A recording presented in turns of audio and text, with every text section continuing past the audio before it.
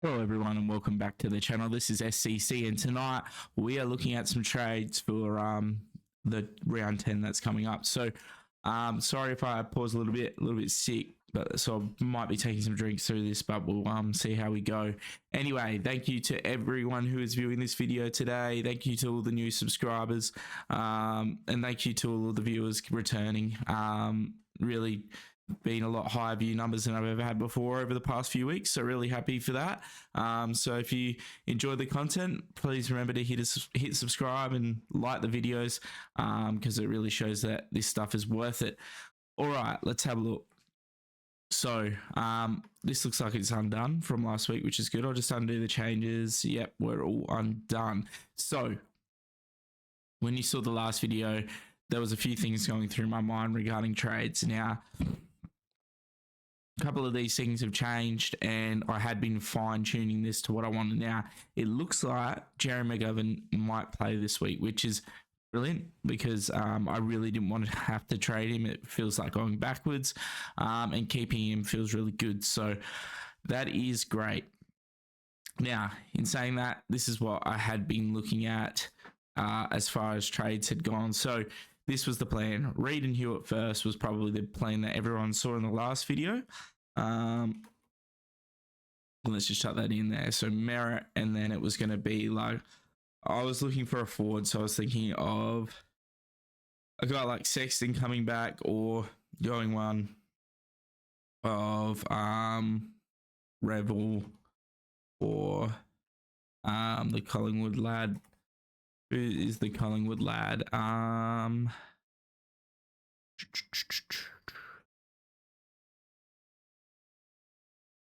right, Lockie Sullivan. All right, so it was one of those two, and I was really happy with that start, because I got Merritt in, who's been on my mind to get for a while, and the team looks really, really good. The only thing I have a problem with is like this forward line, and that's why Sexton was kind of getting brought in, because I just don't know how I make it work. There's just wasn't a real target I was looking at, and I really wasn't sure what I was going to do here. Now, since then, fiddling around with the team, obviously have this boost, so you probably see where this is going. I thought, you know what, I'm going to have to bite the bullet, and I'm going to have to get one of these forward line players soon and just get them in, stick him in there, and just get him to play, because I can't keep upgrading the back line. That's pretty full as it is. I can't keep upgrading the midfield because there's probably targets I just can't quite reach yet, which means I need to look at the forward line. Also Meek's not really ready to go, and Sweet's not really made the money I want either. So that means instead what I looked at doing, and we'll refresh this. So Hewitt's going because he's just going to lose money. I think he's fine for scoring, but that sub game's really pissed me off. And what I'm going to do is go Hewitt, Reed, and then after playing around with the team a little bit, I don't want to do this, but it feels like, this player being Graham, he's not getting a game and he's not going to be held long anyway. And money's not the biggest issue in my team at the moment. I've still got Closey, Rogers, Darcy Wilson, Brown, and even mckercher if I really need it, and Garcia, and Sweet, and Jones. Jones should keep playing. So the only real player that isn't making money at the moment is Livingston and Reed, and Reed played a really good game of VFL on the weekend, so I feel like he's either like one injury away from getting into the team, or they might even just put him in there if they're really happy with him. So yeah, that's kind of where it sat at. So I was like, well, what can I do? Because, right, I can't go Merritt. So I can't go Merritt. I can't really go Butters. That's probably well, I can, but I don't really like the plan in order to get them. So this is the plan I had. I want to get Zorko. So as much as you'll see all of my videos saying, I hate picking a guy who's got injury written all over him. The only thing is as far as the forward line goes, there's no one really good that's scoring. The only other choices, and Zorko has a decent role. The only other choices I have in the forward line are, let's have a look. I mean, Zorko's third best average here, and he hasn't even played this role the whole year. Then it's Jackson, who you'll see how he could come into the plan. And it's like Mackay, Waterman, Kerno, who are all key forwards. Moore, who I don't mind. He's just got a really rough run coming up, which I don't love. Myers, who plays like a bad forward line role. Norton, Hogan, also keys. And that's like Caldwell, who's never really put a full year together. Shy, who's just so down at the moment with Richmond playing badly. And let me get back to Power, who I traded out the other week. So realistically, it's like, what do you do? And I think with the way the forward line is and the way this probably ended up, because I'll probably end up getting Jackson anyway, just for the fact that he is a decent forward ruck as well. Whoops, I've just dropped my... magnetic headrests are annoying. Yeah, so I'm probably going to end up getting Jackson anyway.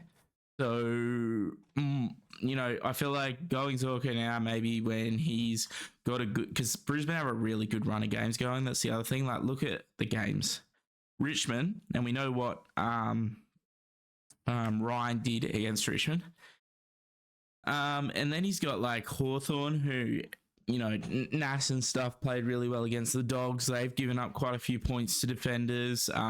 St Kilda, just a really, really good run. So I kind of just want to jump on this, and you know what? We got trades. We might as well risk it. Even if he gets injured, I could probably cover it. So it's a risky one, but it feels like a risk that's not bad to take. Now, from here, the choice really is to get the most out of the money is Sullivan, who isn't coming up because he's not a forward, or Revel. And at first I was really, really on the Sullivan train, and that was mostly because he already had the scores. But I watched Revel's game on the weekend, and I was pretty impressed, especially in the first half. Like, obviously, it was at the Crows Brisbane game. He was running really hard, like really, really pushing hard to try and get, link up kicks. And I felt like, when the heat came in, he kind of dropped off at the end there. But I just feel like he did enough to continue playing. He looks a good kick. He looks like he's really digging in for Brisbane. And the other thing is, if we look at the injury list, it kind of shows you a little bit of a picture of how those two teams are going. So if we look at Brisbane's, we've got Ainsworth, who's a test concussed. So he could probably be back this week, but he has got that little bit of a role, so we could see how that affects. But then we got Ashcroft 6 to 8, Bailey's out for a week, Coleman's out for the season, Duday's out for the season, Gardner's out for the season, McCarthy's out for the season. Like, they got a lot of players out for a long, long time. I guess Robinson's back, but even when he played, he didn't play great. And I feel like they might just try and play Revel a bit. Now, if we come down and look at Collingwood's, there is a lot of players that are standards in this team that are close to playing. So Degoe's a test. Elliott must be new on here, but I assume he'll be back.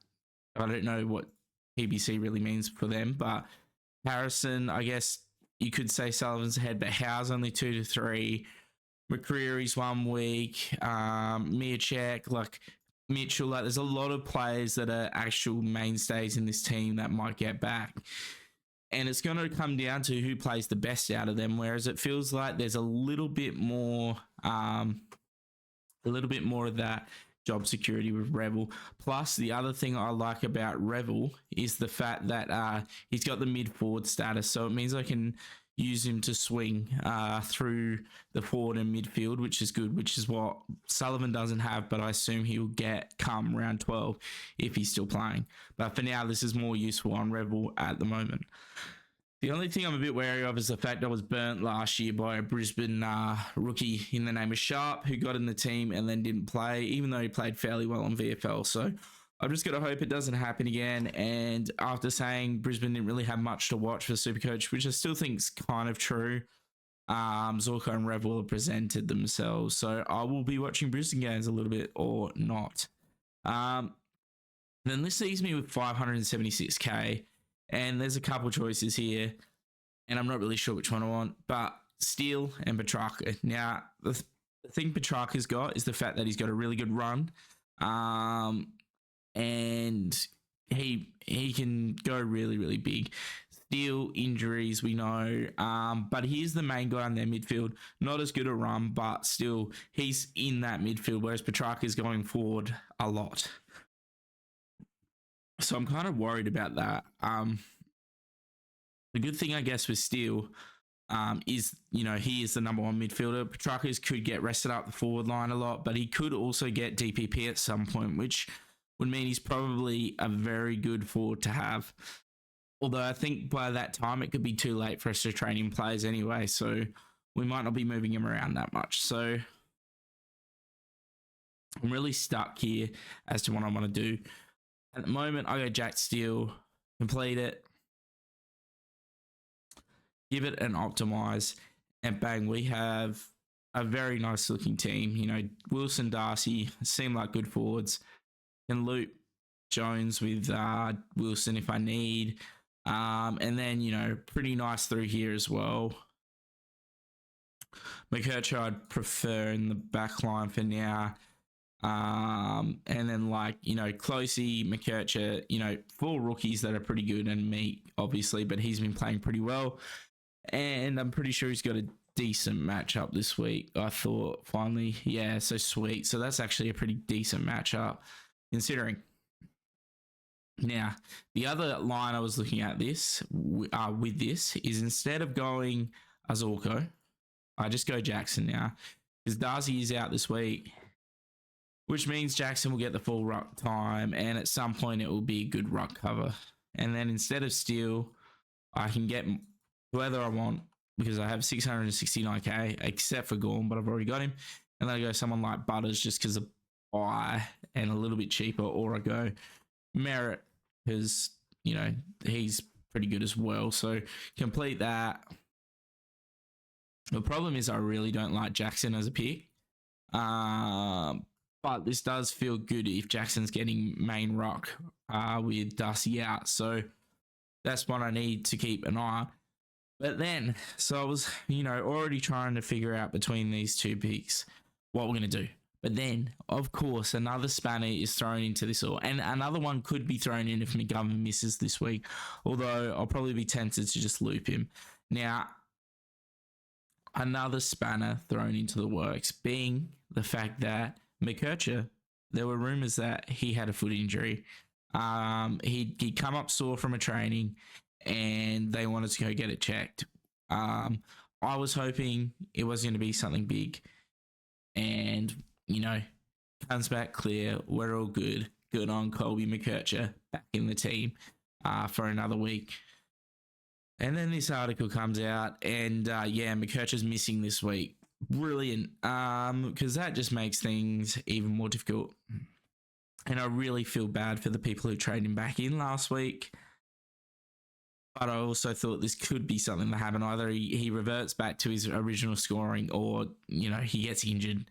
And they have also not confirmed how long this is going to be either. So they've said Colin McKercher's week's taking a turn for the worse with a bone stress in his right foot, which I don't love because I feel like I've seen a few of these injuries become long term, or no timeline for return.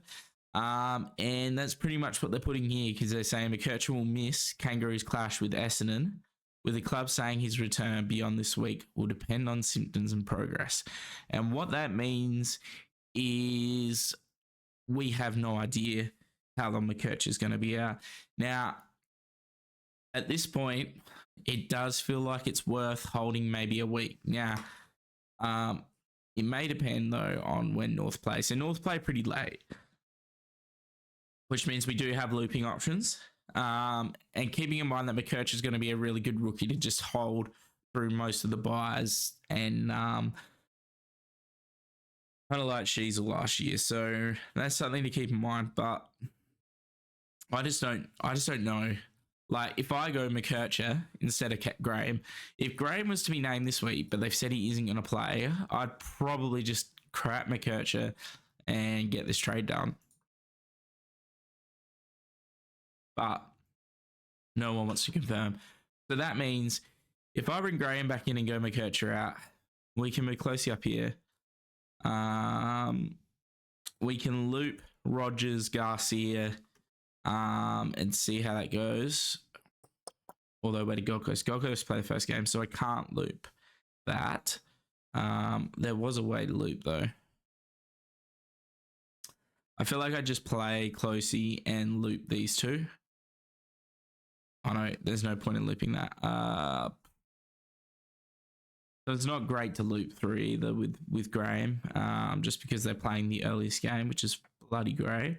But, you know, this is what it would look like. I'd probably look at looping, probably play Garcia, to be honest. St Kilda vs Fremantle seems like it could be an all right game, especially at Marvel. So that's probably what I would go with. Don't really trust Rogers against Geelong, and Revel is one I like to make money, but not to score on field. So that's probably what I'd look at. And that would mean that Jackson could become Zorko. And this seems really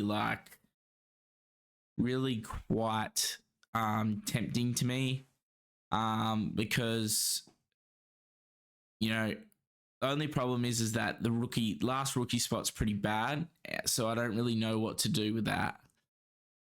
Now, if Reed gets named, I'm probably pretty tempted to hold McKercher, because I can loop Brown, see how he goes, and then I can still make a decision on whether to trade him and get Butters instead. So, because I really like Zorko. I think that Zorko is underpriced, whereas Butters is probably a little bit underpriced, but not as much as what Zorko is at the moment, especially in the forward line. If Zorko keeps playing the way he's playing, he could probably get to 600k and above pretty quickly. Because, you know, the Crows game wasn't even a very great game from, very good game from him. Great game. Jesus, grammar. So I'm not really sure where I stand right now with what I want to do. I would suggest keep McKercher, because if it's 1 week, I feel like it's going to be a lot better to hold long term. Maybe short term you get like a lower score, but I feel like Brown could pop an all right score against Brisbane. And even like Reed could get a nice score. Who did they play? Yeah, North. So Reed could maybe get something going for me. So it just feels like McKercher is the right way to go. So let's put this back and let's just go for now until we hear more news. I need to hear more news. I don't know if they've updated the injuries, but was it Reed? Sorry, mate, you're out. And I can do this pretty easy.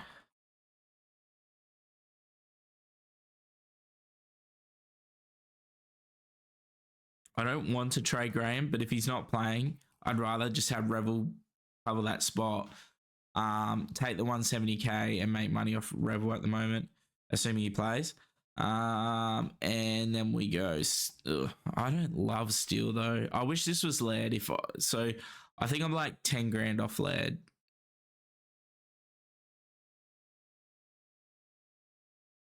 Yeah, I'm literally like 10k off Walsh, 6 grand off Laird. Laird would be the one because Crows have got a quite good run and he just scores well. Like, his 3 rounds 120, his 109 average isn't great. Sorry. But I feel like the Crows are more settled on their midfield. The past 2 games I've gone to and watched, they've kept the midfield rotations kind of the same. Laird did play like a little bit forward, but it was definitely way more midfield. So yeah. Anyway, let's go Steele. Even Neil would have been all right, to be honest, but I'll go Steele and we'll lock that in for now. Just note that this premium here could go back to Graham. It's really going to depend on what comes out of these this injury to mckercher, I think. but otherwise I'll be able to loop him up top with Brown and hopefully Reed, and then just play Dacos here or something, which seems like not the worst alternative. This would bring us down to 17 trades. We would have Closey, Wilson, Darcy to upgrade, and also Meek and whoever's in McKercher's position. So there's 5 upgrades left, 17 trades. Probably taking what? Probably taking another 10 trades at least. So that'll leave us with about 7 left. Although Meek could maybe be done in like just a straight swap, because like right now I think I could nearly afford Marshall. Yeah, Marshall I could afford with the money that I have right now. So, or $100 off actually, but like very close. So Meek's got a low break even. I know Marshall's would be as well, but I'm still backing in Meek. English will probably come down a bit. I would assume he's 616. And this break even is 129. So we'll see with that. But anyway, this is how we're lining up. Probably going to keep it to that. I thought this news was pretty important. Not sure much else regarding things at the moment. Regarding, I guess we could talk about captains for a little bit. So regarding captains, I'm thinking that I'm going to go probably a VC of, I could go a VC of Ryan into like a captain of, although Gorn hasn't played extremely well. Yeah, it's a bit of a hard one, that one. I don't like captaining Ryan is the problem. I mean, I could VC Dawson and then see what happens. Gold Coast did have a great matchup. I guess Dacos as well could be one that you VC. Nick Martin, he's not really worth a captain though. So yeah, I think that's how we'll line up. His Gorn hasn't been the greatest. So the only other thing I could think of is if mckercher is out long term, that makes Fisher a really good option. Defensive forward as well. 384k, so there's only 5k higher than his starting price at the moment. Break even's really low. He's probably going to monopolize it back there because Sheasel's been moved upfield, although this could help Sheasel. And we saw how big Fisher went last week, and Essendon will get the ball down there a lot. I mean, every team's going to get the ball down there a lot, but then they got Port and then West Coast after that. So yeah, it feels like Fisher could be coming back into the team. Possibly. Possibly I could just go 2 here, realistically, which maybe I'll think about that. I wouldn't mind that, to be honest. What, can I do that off 2? If I could do it off 2, that seems really, really tempting. So let's do it. Hewitt. I reckon I'm going to be very close. Zorko or 401. Oh yeah, that makes it. Ooh. What does everyone think of this? This would be a very big turn in trades, I'll tell you what. But I don't get Revel doing this. So I could trade Graham down to Revel and just bank some cash for next week and have Fisher as well, because he's going to go up money. Zorko can come here. Then we got the 3 shorter in the midfield, but I'll put mckercher up here because I'll loop him with Brown and Reed. So then we only got 2 midfield. We're looping here, which pretty easy to do. And we only need 1 more back line then. So this is 1 more forward line player at the moment as it stands. So this is kind of tempting because we know mckercher, it feels like Fish is the benefactor, but we've bloody put up with this for a few weeks at the start of the season, and it fills you up bringing him back in. But mckercher out really makes this a bit more of a trade than we'd think, especially 95 140. What do they got after this? Essendon Marvel, so that's like undercover, should be good. Port West Coast, yeah. I don't know. I'm tempted by this at the moment.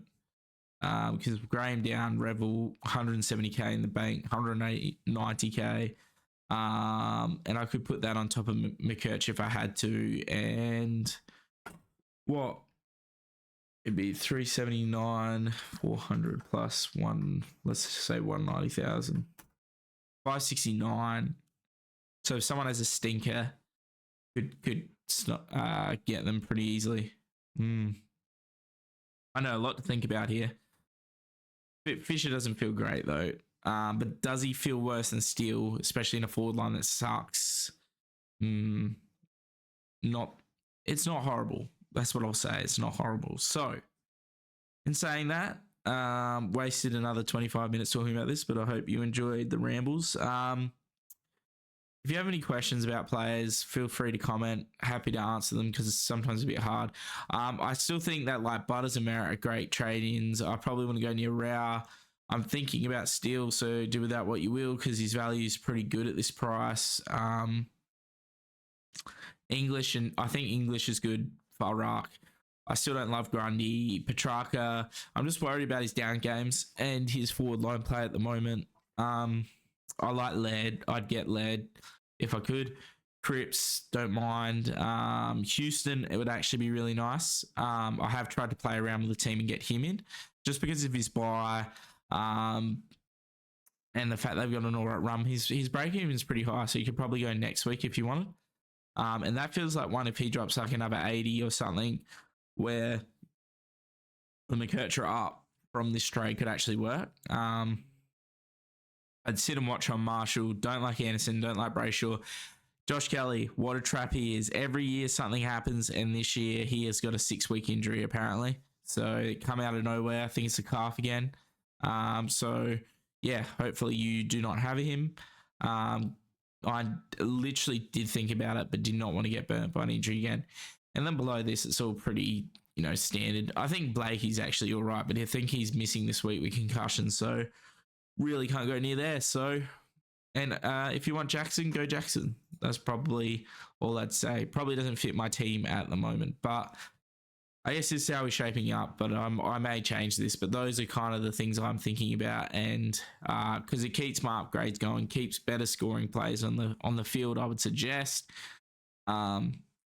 It keeps us rolling in this upgrade season. So with that, I think I'll leave it there. Wasting another 27 minutes in this video. I always go too long, I feel. I'm trying to cut them down, but it just doesn't happen. I love a ramble like I am now. But if you have enjoyed the video, please subscribe. Please leave a like. I see like 90% of the people who watch aren't subscribed. So obviously, if you're coming back, if you're a returning viewer, if you do it after 4 or 5, maybe think about subscribing. If you don't want to, that's fine. I get it. I hate having too many subscriptions because I get too many random videos I don't like. So, but if you do feel like giving us one, would be really grateful. Hopefully everyone else's trades are panning out well. Hopefully you don't have as many on your mind as I do. As I said, if you have any questions, put them in the comments. I'm always happy to answer. I don't know if I'll do another video before the start of this week. We'll just have to wait and see on that.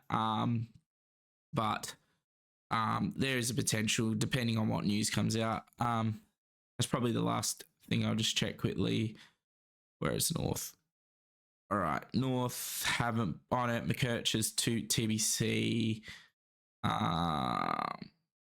Yeah, so it still just says pretty much what we're in that article. So anyway, that's it for the video, and we'll see you in the next one. Cheers.